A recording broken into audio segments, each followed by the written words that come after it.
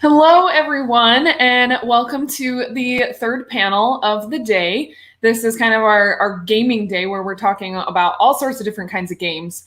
And we still have a couple more panels after this, so make sure you stick around.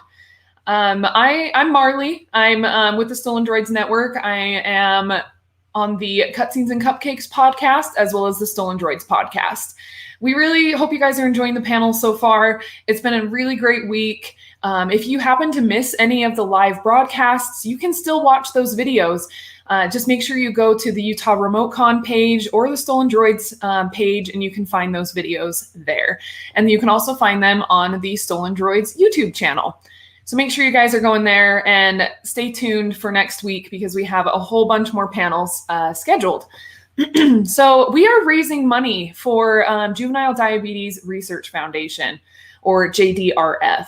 And you can do that by going to givebutter.com/Utah RemoteCon 2. And the link is right here below me. It's also in the description of this video. It's all over our social media. So please go on and donate. It's a really great cause, and we really believe strongly in it. You can also pick a raffle ticket option, and all the proceeds go to JDRF. But you can pick a raffle ticket option and have the chance to earn some awesome prizes. So the prizes that we are giving out for this panel is a print. It's a BioShock print by Frigonomy, and a $10 Mountain Donuts gift card. So hopefully you're local to Utah, because Mountain Donuts in Ogden is fantastic. So you definitely have to try that.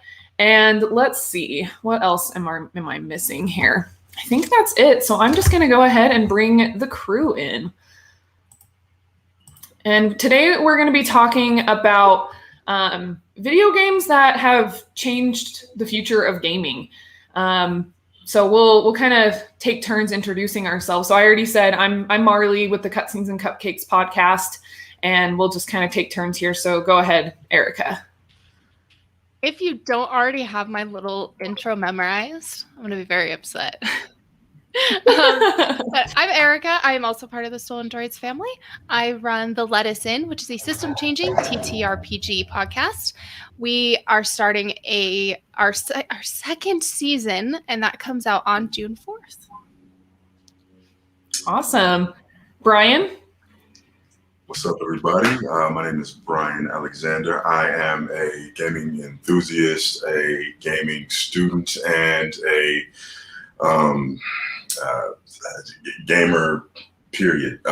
So I spent some time studying game design at the U, and had some experience as far as developing some games and working with some talented individuals. So whenever we need to get down and gritty about some game design, video games, game history, I'm ready to help these gals out. Help us I out. definitely go to Brian. I go to Brian with all of my technical questions, that's for sure. And last but not least, Steph. Hi, I'm Steph. I'm also part of Cutscenes and Cupcakes. This is Henry. He's about 3 weeks old. He was sleeping a minute ago, so hopefully he'll stay calm this entire panel. And I'm just here because I like to be on panels. Yeah. No, Stephanie has some gaming experience. She's on a gaming podcast, so it's all good. She's got cred. If anyone questions my gaming knowledge, I just tell them, I have a gaming podcast, and oh goodness. Definitely not an expert. Well, awesome. So again, this don't forget the mic there, Steph. Yeah. So again, we kind of got talking. Oh, sorry guys, it's crazy here. Family friendly. Come on, this is what we are. Steph is newly a mom of 2, so she's definitely juggling a lot, but she's doing great. But anyways, we kind of just got talking about different elements and different things like pieces of technology and just all sorts of things about video games that kind of have taken on what's the word I'm even looking for? Like I can we basically just these elements, you all this like one game will kind of revolutionize it, and then other game developers will kind of come along and be like, oh my gosh, that's amazing, why aren't we doing something like that? And so they kind of, everyone just kind of piggybacks on that, and it just makes games better and better and better for the, not only for the developer but also for the players, for the gamers. You know, we I think we can all here can agree that we appreciate good technology when it comes to games. Oh yeah. Oh yeah. So I guess we just kind of have some different categories of things that we've picked out that we want to. I'm so sorry, my cat. I was wondering if that was a cat or a child, because I was like, that kind of sounds like PAX. But I wasn't sure. That was my cat Harvey, just being. That was Harvey? Yes, anyway. Oh, that was Harvey. Yeah. If you guys listened to the last panel about PlayStation throughout the years, I think that was a really good precursor to this, because you do kind of see the advancements that you get throughout the years. And that was just focused on PlayStation, and we'll probably focus heavily on PlayStation here too. But yeah, I think it was a good one to do before this panel. Definitely. So I kind of want to start off with one of the biggest elements, and I want to talk about motion capture. Yay! I think that is one of the things that has really, really changed video games, even just in the last few years. I know Erica's just like dying over here. I think she wants to go first. Of course I do. Erica. This is the one that I was like, I want to talk about motion capture. So motion capture first kind of came about with Virtua Fighter 2, which was an arcade game. And it just snowballed after that, coming into some really big games like Uncharted, Detroit Become Human. And if you don't know, I'm a huge fan of Nolan North. And I watch a ton of his stuff on Retro Replay, and I love the behind the scenes work. So if you go and take a look at some of the behind the scenes for how they do Uncharted, if your character glitches out, they go into T-pose. That's their resting reset pose. So sometimes your character will glitch and it'll go into T-pose, and that's what it is. It's just a glitch. So if you aren't aware what motion capture is, it is like wearing a wetsuit. Sometimes it's brown, sometimes it's black, and you're covered in these white little dots everywhere. Sometimes, depending on the game and where in history, sometimes it will capture your face, like I think they did in The Last of Us. You'll have white dots all over your face, a lovely camera that comes around, and the computer will pick up all of your movement, and they'll put the character over your body, essentially, and therefore you are the character.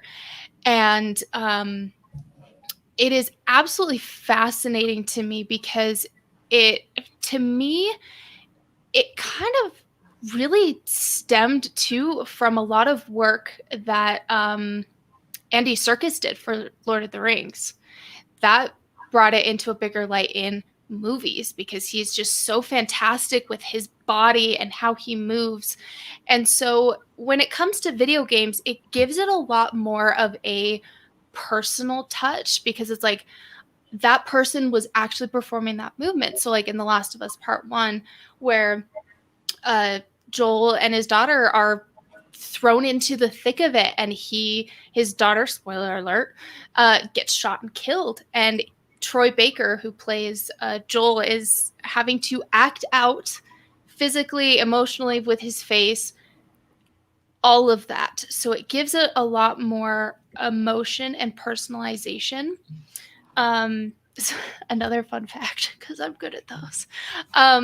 There's a mini series called Con Man, and it is one of the funniest shows I've ever seen. It's got Alan Tudyk, Nolan North, Nathan Fillion, and they have a couple of these scenes where Nolan North is teaching people comically and not seriously how to perform motion capture. So he makes them do all of these movements, pretending to be an elephant, a bunch of weird stuff.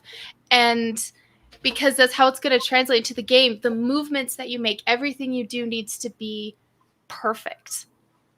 And one of the biggest games that's out right now is Resident Evil 7, or is it 8? It's 8. Resident Evil 8. And so I reached out to some of my friends at Retro Replay. I was like, hey, I'm looking for some fun facts, something cool about motion capture to talk about. And one of the fantastic women there, she is actually friends with Sarah, who did the mocap for Margaret. I keep hearing it pronounced in different ways. Marguerite, but Marguerite. Yeah. The 8-foot tall, beautiful behemoth. And it actually turns out that she had no idea what game she was doing the motion capture for and her voice. She didn't know. Go for it. I'm so sorry. Wait a minute. Okay. The friend that you know. Yeah. Did the motion capture for who? So this girl, Jen, is friends with Sarah, who did the mocap and voice. For which character? Marguerite. From Resident Evil. Yeah. 7. Yeah. Oh, so it is 7. So yeah, and Louisa in Resident Evil 8. My mic was missing that part. Oh, okay. Oh, so I got the wrong character. No, I want to clarify. Yeah, you're good. My mic was blocking part of the comment, so it blocked some stuff out. No, she didn't know what she was working on for about 2 years. She didn't even know it was for Capcom, only that it was a video game. And I love how under wraps they kept this thing.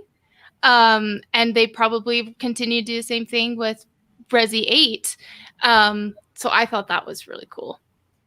The different types of stuff that they do. I could go on for hours about I was going to mocap. ask Ryan if he's ever had to do the mocap, because you had to develop some games for your schooling. It was fortunate and unique that we would actually have access to mocap, studio equipment, gear, and I didn't really. Given my position, I'm gonna be honest, I wasn't in the thick of it, but I was able to work with a lot of individuals and sort of necessitate or kind of keep the overall process moving, which was, that's enough for me. But mocap in general is it has taken such a huge leap from when it was initially used in the gaming industry with some of the major games. We started with, Erika brought up Virtua Fighter 2, and just a quick note about Virtua Fighter 2. It's aged, in my opinion, it is aged so gracefully in the sense of how the characters move, and as a fighter itself, because there is so much legitimacy to the movement, and then from that you get, I'm gonna do some other fighters as examples. Back in the day in the arcade scene, you saw Virtua Fighter front and center, and it was unlike anything you've ever seen. And then we see DOA, we see Dead or Alive, which did something similar with mocap. But at the same time, we kind of see how video games can tend to want to experiment and do something that's a little bit more. We'll say immature. The technology grows with the developers as well. And then you get to Mortal Kombat Deadly Alliance. I want to say maybe Mortal Kombat 5, where you actually have different martial artists coming in to do mocap for characters, different martial arts styles. So you have,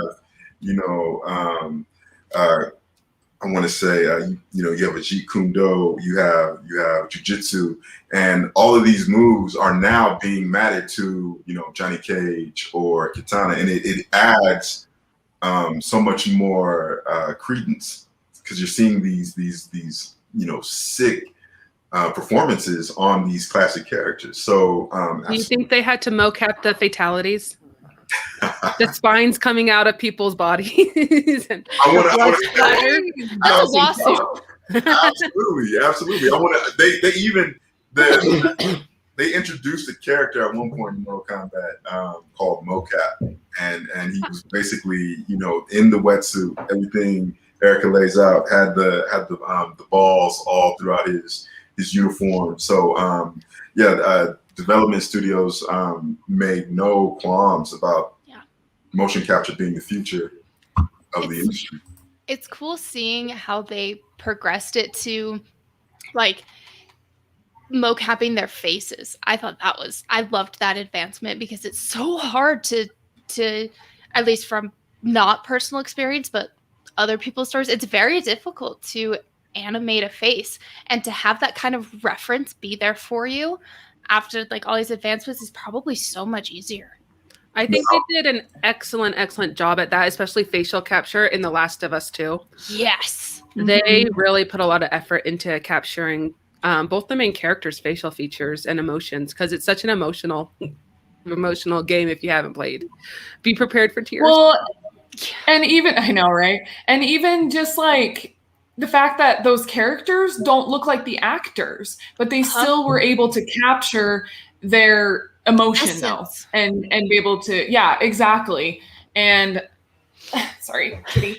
And I don't know what else I was going to say. I lost my train of thought because of the cat. The cat distraction. Anyways, it's definitely a composite. He just does that. Of you know, just the components that come together to make up digital actors in games at this point. I'm probably going to blank on the name, but there was a development studio that worked with Rockstar, specifically. I want to say Team Bondi. Don't take me to the bank on that. But LA Noire. Oh, Noir. Oh, hey, we had I was gonna say we had someone comment about that earlier. LA Noire. Thanks, Eddie. I always, you know, my French pronunciation. Don't judge me. But the main focus, the main leap forward was not only mocapping the face, but actually specifically mocapping facial expressions right down to the mouth movements. And I remember playing that game for the first time, and you know, all the hype leading up to it. And I remember one of the things that was said was, you know, when you talk to video game characters, most of the time they tend to look like fish. What we're trying to do is we're going to try to implement a system where you can tell you're interacting with someone who's lying to you. You're interacting with someone who's trying to get agitated with you, and you're going to be able to see their different range. And you play LA Noire today, and it's you still see it, even you know, still despite being, I think it came out in what, 2000. It came out in 2011. 2011. Wow. Okay. And it still has that so much effort and so much detail is in the faces that you can see where, you know, maybe other aspects of development were kind of obviously, you know, not focused on, because so much intricate detail went into those facial expressions. It's crazy. I try to play LA Noire every year, by the way. Oh, I've had that on my list for a long time, but now I really want to play it. Oh man. I endorse this 100%. Fantastic. Awesome. Well, I know we kind of came up with like a few other categories that we could talk about. What's anything that you guys particularly want to move on to right now? All the things. Brian? Okay. So no pressure, though. This one's a, you know, it's a little risky. It's a little you know, it's gonna be controversial. So I'm gonna jump to Grand Theft Auto 3. Not necessarily about.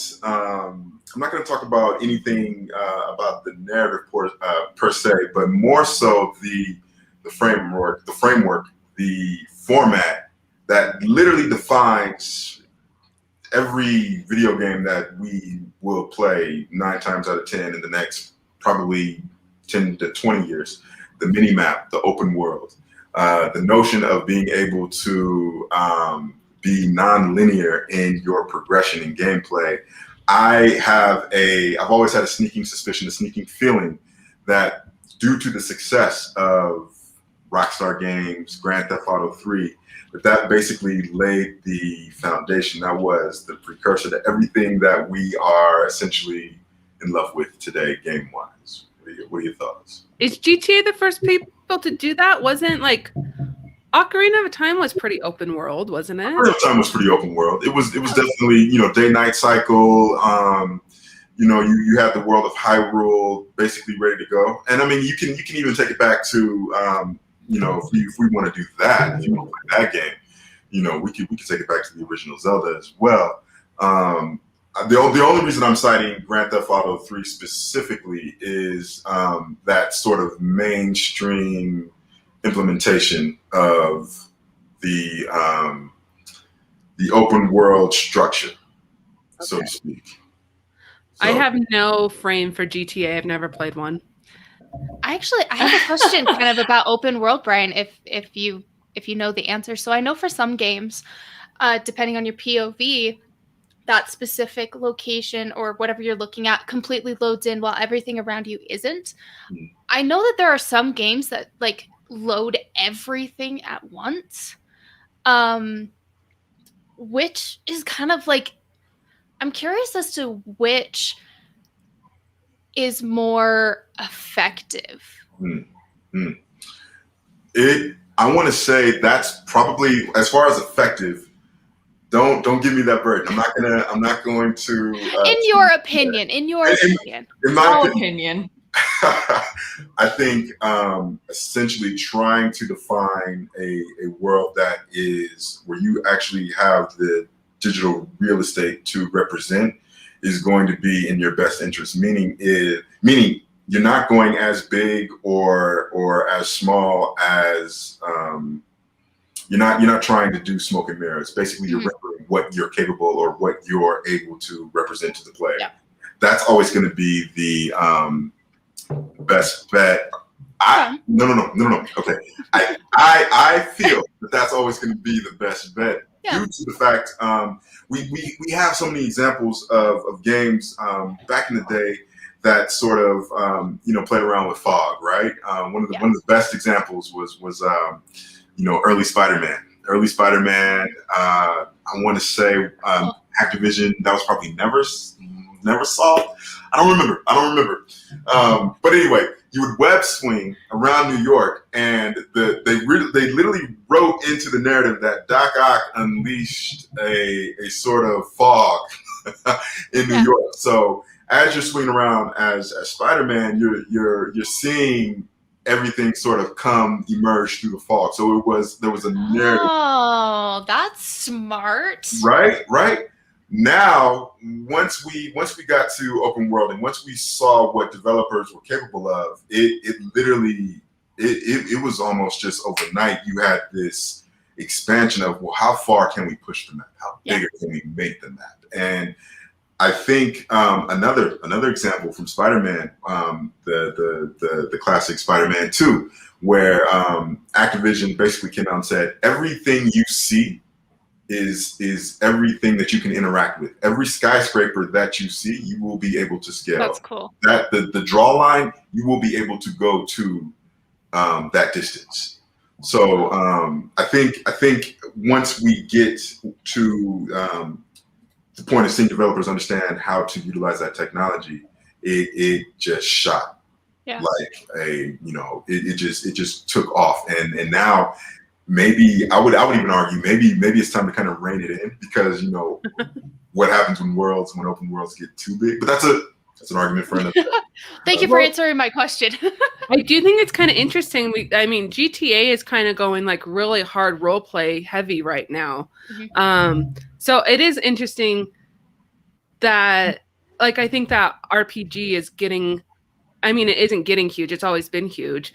But that's kind of the direction some of these traditional games and some of these different are going towards now, after they've done kind of a more story-based game into this RPG type base. That's what Red Dead did as well, and then went into Red Dead Online. I think RPG is definitely getting, I don't know what I'm saying. I'm going in circles now. But it's always been big, but it's getting bigger and bigger. everyone likes to have that. Well, and you've got like your Skyrim, your Elder Scrolls. What's the other one that's? There's no other. It's just I always Elder forget Scrolls it. Online. I forget about the other one that what? World of Warcraft. No, the one that that Lindsay always brings up whenever we talk about like the Skyrim world. I can't remember what it's called. This is it'll like come to me in like 10 Mass minutes. Effect. So But yeah, it's kind of another one of those type of games. Like I think it's in the same world. But anyways, yeah, like there's so many more options now. And Oblivion. Yes! Thank you, Truman. Good job. Elder Scrolls. Okay. That's the newest DLC for Elder Scrolls Online.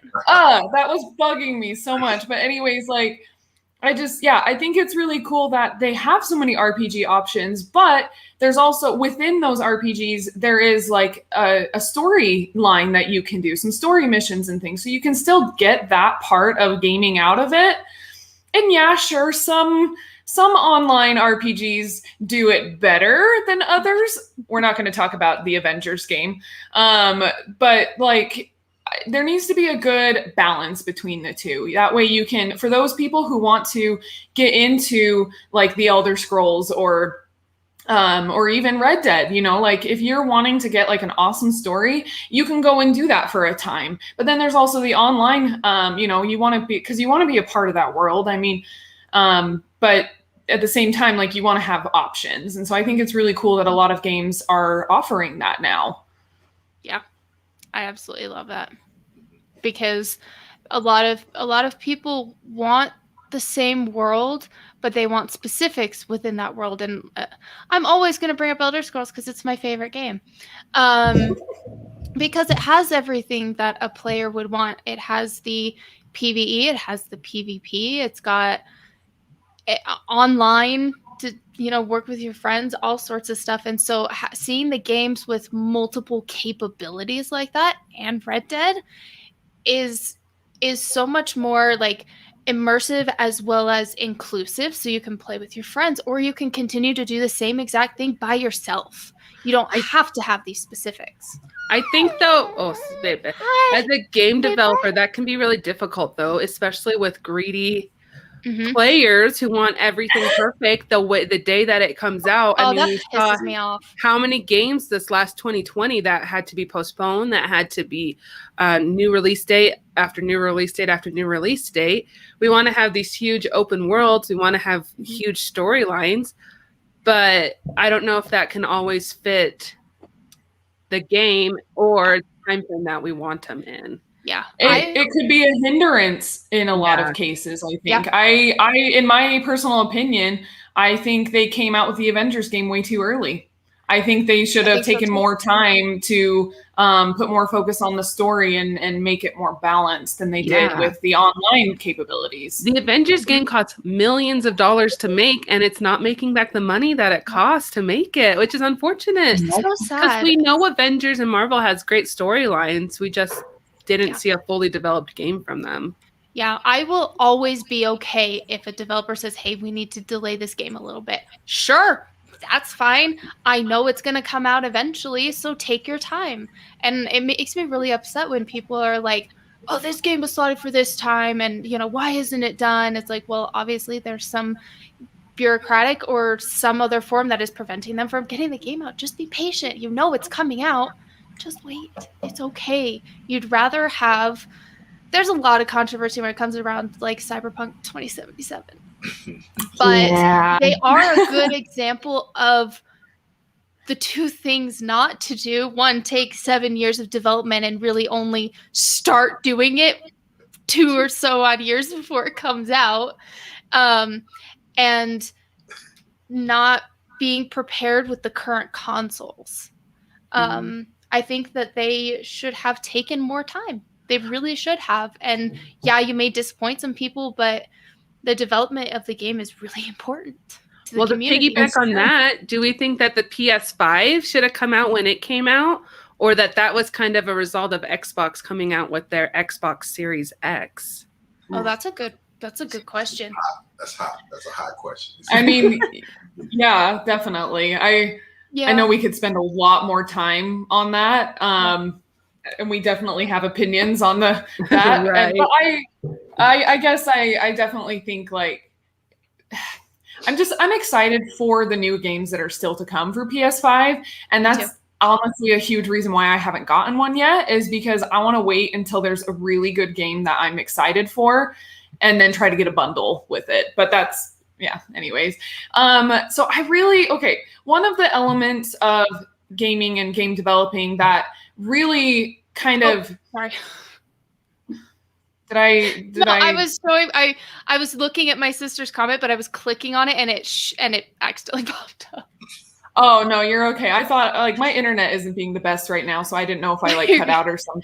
No, you're good. But one of the things that really actually kind of inspired me to come like help, and you guys of course helped too, to kind of come up with this idea for this panel was the element of narrative with video games. And I'm repping it right now. I'm wearing my Last of Us Part 2 shirt. And I really want to kind of go into narrative a little bit more. Mostly because, and Brian, I checked, you gave me permission to share this quote from you. So because I honestly, I saved it. He sent this to me like almost a year ago when The Last of Us Part 2 came out. And we were talking about just the impact of that game. We had both finished it at that point, and we just were really just digesting it. And so he said, the boundaries of what a video game can be has expanded. The mechanics, along with the grit, visceral actions carried out by those mechanics, redefines narrative through gameplay. The world is too vast for simple perceptions of good or evil. Because of this scope of the world, almost certainly someone's perceived good will undoubtedly be interpreted to someone's perceived evil. Abby, again, huge spoilers, Abby is what makes the notion of The Last of Us work for me. He says I connected with her so profoundly and I just needed her to make it through. And I think so thank you, Brian, for letting me share that quote of yours. Like I said, I saved it because I just loved it so much. But I totally agree with that, because here we have this game that it makes you think it's going to be a good versus evil situation. And then partway through, they change your character that you're playing. All of a sudden you're playing as the person that you thought was the enemy. But then as you go along, right? It was insane. There was so much controversy with that. Yes, Stephanie, it is a good quote. And so to all of a sudden change the narrative, and then you kind of have to stop and think wait a second, what is this game about? What is this story trying to tell me? What are we looking at here? So I don't know. You guys want to kind of dive into this a little bit more? Well, yeah. I was going to point out, last RemoteCon, we did a badass female video game characters, and both Marlee did Ellie, good Lord. Ellie, and I did Abby. I think that that's a really important aspect, that you can see good in both sides and bad in both. It's an impressive game. And I think that that's a critique that most non-video game players have, is they think it's just a pastime. They think they haven't had that connection yet where you do have a really good story and it becomes impactful to you. I think that that's a really amazing thing that you can bring in, is the storytelling and the narrative into the gaming. And I think they're getting into that more and more as we progress. Well, and specifically with Last of Us Part 2, it is not a happy story. Nope. It is a huge bummer. But I felt so emotional while playing it that it just really just resonated with me. And it was so well done that it instantly rose to the top of my all-time favorite video games because of just how well done it was. Yep. Neil, I think this is funny. I know. Maybe we'll get a Last of Us 3, but I think it'd be interesting to see. I don't know if I want a Last of Us Part 3. I think I really liked the ending because it not only did it open for possibly more games, but it also gave that open-ended ending of what do you think Ellie's going to do next, and allowed us to create our own ending for her. But Neil Druckmann is brilliant. And I was so upset by all of the hate of these people who did not like the story or Abby, because I've talked about this before, where it's just like people are used to cookie cutter games. A good guy, a bad guy, happy ending. Whereas The Last of Us, like Marlee said, was a huge bummer. and just like Brian's quote, there was a lot of gray. And I really hope that is a big push forward to do different types of narrative games, and it's going to evolve the gaming industry farther because Neil was able to take a risk and it worked. It's true. So Brian, I know I already shared your thoughts just from that. Like, again, that was a year ago, but what else do you have to add to this? When you look at something like Last of Us, when you're playing it, even going back to the notion of open world and what it means for narrative and how it's been expanding. Look at Last of Us Part 2 and even Uncharted 4. One of the things that they do is there's kind of like I like to think of it as a funnel. There's one point where Last of Us actually opens up. Right? There's a section where you have open world elements. And then once you pass that, you kind of go streamline into a tunnel through the rest of the narrative. It doesn't really quite open up. But then in that streamline, like, so you already encompass telling a story that incorporates open world mechanics. And then you go to a traditional linear format, and you kind of turn it on its head in that regard, because I'm gonna tell you right now, when Abby is going against Ellie, my heart was in my mouth. I've never experienced anything like that as far as a boss fight where the perspectives changed so specifically to the point where you got the drop on who you were playing with, and it's not apologizing. It's literally going toe to toe in your face right now. And I mean, again, it was a type of dynamicism that I really never really responded to, or the last time I remember seeing something like that was maybe like my first Batman Superman exchange, read comics or something like that. I never felt that sort of high tension playing playing a boss scenario or watching a boss scenario unfold. And that goes back to everything having to do with narrative and your mechanics and how it unfolds. And I think Last of Us Part 2, it's in a class of its own. Well, in the fight scene at the end, I let go of the controller because I'm like, I don't want to. Who is it? Ellie fighting Abby? They're like, I don't want to beat Abby up, because you have sympathies for both sides, and it makes you do it. Like it gets dark. Yeah. It does. You're like, I don't want to do this, but I have to. Like, the game is not going to let me progress until I do something. When I realized what was happening, I let Ellie kill Abby because I was like, I hate this, because I lean towards Ellie's side because I just do.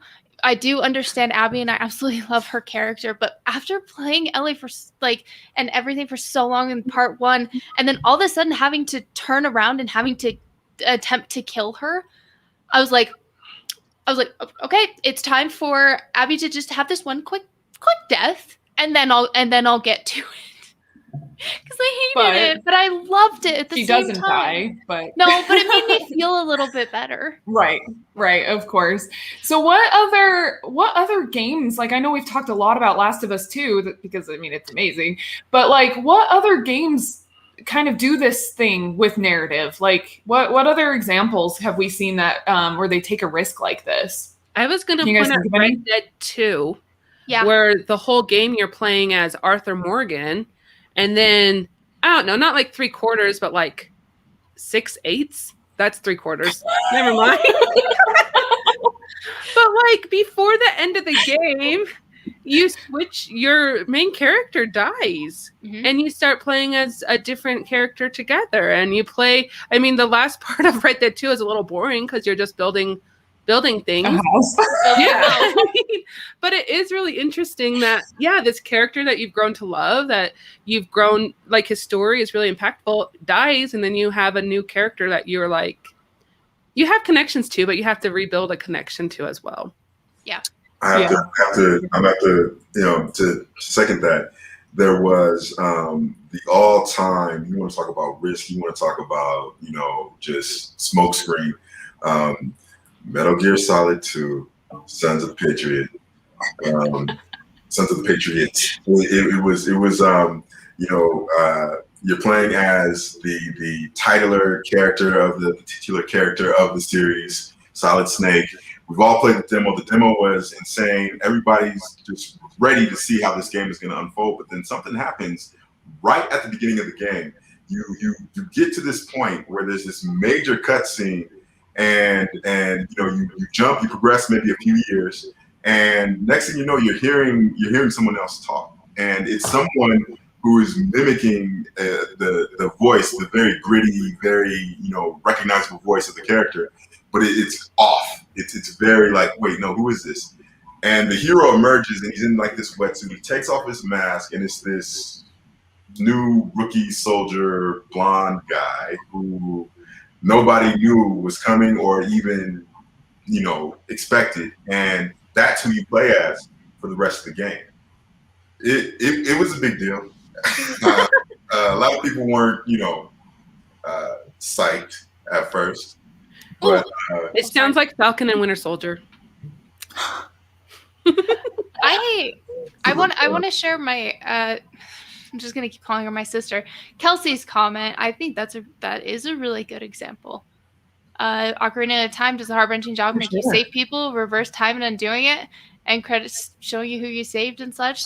I think that's a great example. Another one are games like Heavy Rain and Detroit Become Human, the types of games that are decision making, and it will affect the ending. And I forget the other one. You find out that the little girl is an android the whole time. That is heart-wrenching. Yes, and because it makes you go back and be like, oh my gosh, there are some signs, But I haven't finished playing Heavy Rain myself, but I think Heavy Rain was the one where it was a game similar to that, where it turned out that you were the killer or you were the bad guy. I don't remember. I don't think it was Heavy Rain, but there was a game similar to that where it turned out that you were actually playing the villain the whole time. I think that's a really good one. But these decision-making games, like even in Assassin's Creed, that change the ending, I think they're becoming a lot more common, and I love that. Well, and would you say that, like, I don't know, Brian, you probably know this question answer better than I do, but like, would you say that Telltale games kind of started this whole bring up Telltale games? Decision-based kind of games where all of a sudden, like, your whole entire game can change just based off of one choice or a couple choices. You know what I mean? Was it Telltale games that maybe started this thing? I want to say Telltale found an opportunity. They found a place for themselves in the market. But and then of course they definitely released some amazing games that definitely capitalized on that aspect of gameplay, decision making, and your decision affecting the stories. I'm so ready for Wolf Among Us 2. But I have to ask, how are we or have we Knights of the Old Republic? Star Wars Knights of the Old Republic. Is that a Star Wars game? It's a Star Wars game. Have any of you played it? I've played part of it. Played part of it? Yeah. Everything that we're talking about, all I'm gonna say is this. Supposedly there's rumblings that it's going to be making rounds again. It's going to be up for a remaster, or possibly even a remake. I'm not sure. But anyway, I would encourage you to experience it, to take it up, to check it out. All I'm saying is that there are Bioware. This is Bioware. So this is Bioware before they did Mass Effect. So everything that we're talking about as far as Telltale and what we're talking about as far as player decisions affecting games, this was a very paramount feature in Star Wars Knights of the Republic. And I just think, I know if you just watch it, I know that you would appreciate, given our discussions on some of the topics of the panel, that you would appreciate what Knights of the Old Republic does. Yeah. So I'm gonna put that out there. You bring up a good point too about remastering of games like Mass Effect. I'm playing it for the very first time because it became remastered and there was a big hype around it. And I think that's another advancement too, is saying, hey, we have these older games that we can totally just bring back and edit some things, make it a lot more clean, a lot less clunky, and re-release it. I think that's brilliant. We need to start a campaign for a remaster of Uncharted. Yeah. As much as I love Uncharted, I've recently been playing 1 and 2, and like, there's not that much to those games. Yeah, they have like really cool scenery and they have like a fun story, but like literally all you do is go from point A to point B by shooting and killing all the enemies and climbing stuff. Yeah. That's all you do. And your point is what? Say it again. I'm sorry, I didn't mean to interrupt. You're good. All I was gonna say, just consider this. Without going from point A to point B, you would never get to Last of Us. Oh, well, it's true. No, I'm not saying I don't like that. I'm just saying it's very simple. Like it's a more of a like, especially going like after playing all these amazing games, especially these narrative driven games, and then going back to replay Uncharted 1, it just kind of like it kind of stopped me, and I'm like, wow, like this is a fun game. I enjoy it, but there is not that much to it. There just isn't. What helped it was the puzzles, because there's a lot of puzzle doing in the game, and I think that helped to break up the point A to point B thing. It's still a point A to point B, but there's a little bit of thinking involved. I feel like we could talk about this for forever. Maybe we should do a podcast episode about it more. Yeah. Because I wanted to point out Until Dawn. Like if you want to talk about Uncharted, where it's so like battle heavy, you have Until Dawn that's not at all. There's like barely any combat in it. And it's such a good game. I mean, we replay it quite often. They're newer games we won't talk about as much. But that was a very heavy narrative game. Yeah. I want to bring this up to you. I want to bring this notion up to you as far as another advancement, another perspective. I know I'm gonna be quick. I'm gonna try and be quick, but you're good. When we think about, and again, this is gonna even tie back to Last of Us. What do we think about what makes a character unique in their own way? Like, and I'm not just talking about visually. I'm not talking about a character that you play, but again, Resident Evil 8 circulating. You have a protagonist in Resident Evil 8, and me and a good friend of mine, and there's articles circulating about this, but me and a good friend of mine talk about how this guy doesn't react like in a satisfactory state to make it convincing. Why is that? I mean, he'll say some things, he'll react to some things, but what if you had a character who was afraid of water, who was afraid of swimming? Does that impact their gameplay? What if you had a character who was actually afraid of heights? Would that impact their gameplay? Yes. What if you had a character who couldn't load a gun smoothly, and as they're loading, it's like, oh shit. Yeah. Well, they do that in Last of Us 2 with I can't remember, Abby, I think, with the height thing. And that does add a level. Yeah. That is true. And to answer your question, you actually kind of went into it. To me, it's all about the voice acting. Yeah. To me, that's one of the most important ways to connect to it. If somebody isn't responding appropriately to a situation, it completely breaks your immersion. You're like, what? And so that's why I absolutely love Troy Baker, Nolan North, and all of these people, because they do such a good job at being the character and making you feel like you're a part of their story simply by their voice. Whether they mocap this person or not, it's their voice to me that's going to just put the nice little bow tie on that present of a game. Right on. Yeah, for sure. And we didn't even hit like half of the topics that we had kind of brainstormed before this panel. So stay tuned, because I think we're gonna have to do a Cutscenes and Cupcakes episode, like part 2 of this topic. We'll have because to do a reunion. That's a great idea. And what'd you say, Steph? We'll have to do a reunion. Oh yeah, we'll add in Lindsay. Oh yeah. Oh yeah, of course. But yeah, there are so many awesome elements. Like, I really think I made this comment in the last panel about PlayStation and through the years, about how, like, especially just in the last, like, PlayStation 4 came out in 2013, and just in that time between now and then, so many amazing games have come out. Like, I really think we are in a really, really golden age of gaming, and it just makes me that much more excited to see what's to come. There, a lot of these elements, we're going to just see more and more of it, and bigger and better. Mm-hmm. And I'm here for it. Any other really quick last comments, you guys? I was going to point out Eddie's comment. Yeah. I think this is games are a great way for me to confront fears without consequence. Spider-Man with the Heights, for example. That's a really good thing. Yeah. It kind of helps you as the player as well, for sure. Should we end with a couple Switch game suggestions? Heave-ho! I just commented it so too. fun. Oh my gosh. I love Heave-ho. Hades on Switch is super fun. Yeah. The new Monster Hunter. What else? I play Tetris 99 a lot. I mean, Luigi's. I don't have a Switch. But we do need to. But you guys are funny. Yes. You guys are great. Okay, I'm going to announce the raffle winner for this panel. Steph, will you tell them again what the prize was? I don't remember.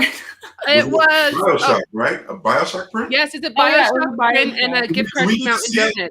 Can we see it? Is it like right there? No, it's not. Okay, I'm sorry. I could pull it up. And the winner is Val Cameron. Yeah! Yay, Val! Nice, Val. Okay, you guys, thank you so much for being on this panel, and thank you guys for everyone for watching and commenting. We really appreciate you guys. And that's a very, very bad, a horrible picture representation. But it's good. It looks good. Check out. But make sure you check out the next panel. Erika's heading up that one. It's about overcoming anxiety in role-playing. In role-playing and tabletop games. Yep. Yeah, exactly. So check it out. It's going to be awesome. So thanks, guys. We'll see you soon. Bye. Bye.